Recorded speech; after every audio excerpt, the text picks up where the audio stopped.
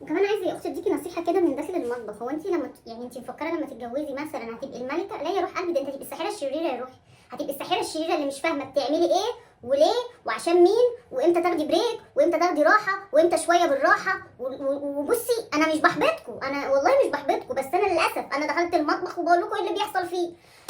بصي يا بخت الواحد وقاعد كده في بيت اهله، مهما كان بتعملي في بيت اهلك، بس في ناس مسؤوله تعمل لك طلباتك، مش انت اللي مسؤوله تعملي كل الطلبات. بجد اقسم بالله.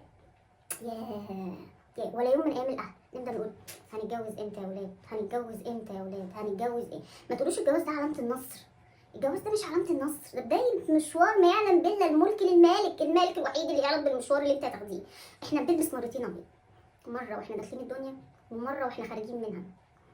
وهي بصراحه هي خارجه، يعني هي دي خارجه ودي خارجه، بس خارجه عن خارجه تختلف.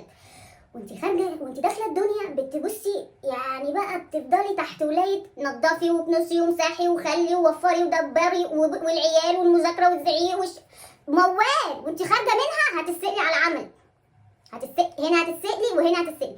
بس نصيحه من اختك بقى برضو من داخل المطبخ، اعملي لاخرتك وما تشيلش هم حاجه وسيبيها على الله. كل من عليها فان وما دايما لوجه الله. والله العظيم بجد يعني الواحد النفسيه بقت يعني عارفين كده لما كنا بناخد المدرسه على كتفنا كده ونروح المدرسه، رايحين فين رايحين من المدرسه، جايين فين جايين من المدرسه.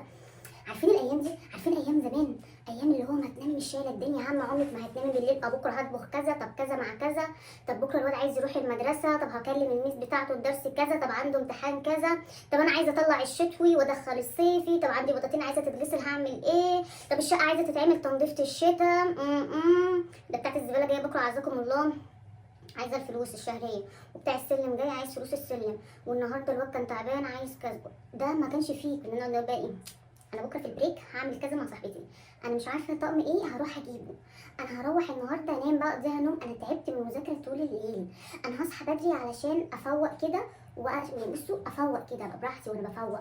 مش تصحي ماما حطي لي في ايه ماما حطي لي اكله يا ماما، حطي لي اكله يا ماما. انا تعبت والله العظيم انا حاسه ان انا في حلم مش عارفه اصحى منه والله العظيم صح، مش عارفه انا مين، انا ايه اللي جابني هنا، مش عارفه بجد والله مش عارفه. بس يلا بقى، يلا الحياه لازم تستمر ولازم تمشي. انا كنت حابه اديك النصيحه دي، عيشي وقتك، عيشي سنك، عيشي حياتك صح بما يرضي الله، يعني عيشيها صح بما يرضي الله. مش بقولك عيشي ان انت يعني تاخدي براحتك، لا يعني مبادئك وقيمك ودينك، عيشي حياتك وما تعديش المحطات بسرعه. يعني البنات اللي بتحب تعدي المحطات دي يعني محطه وتقلب وتخش على المحطه اللي بعدها وتقلب لا براحتك، محدش بيجري ورانا، يعني محدش بيجري ورانا، براحتك. عيشي سن المراهقه بتاعك تمام، وعيشي سن الطفوله تمام، وعيشي سن الجواز بقى بعد العشرينات كده تمام، براحتك. والله بنصحكم اخواتي، بصوا انا ما بيني وما بينكم النصيحه، ومن كتر النصايح اللي انا عايزه انصحها لكم هي كتير شويه، فمش هنقولها في روتين واحد، احنا هنقولها في عده روتينات. وانتظروني اشتركوا في القناه عشان اقول لكم عده النصايح اللي انا اكتسبتها من جواز 10 سنوات.